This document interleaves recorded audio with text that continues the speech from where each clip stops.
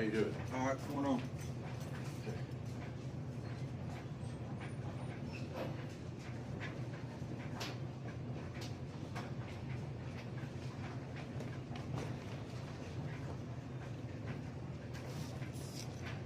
So let's get this shit folded up right quick.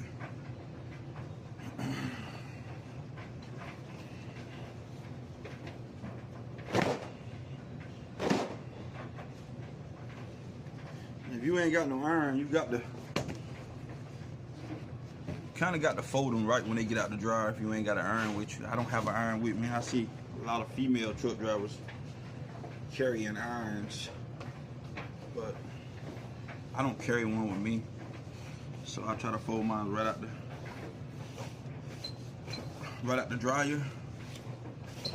It keeps them from being, you know, really wrinkled.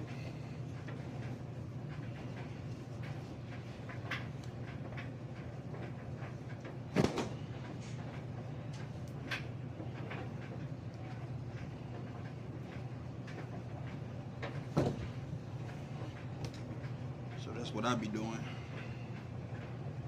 Minding my business, ain't worrying about a motherfucking thing.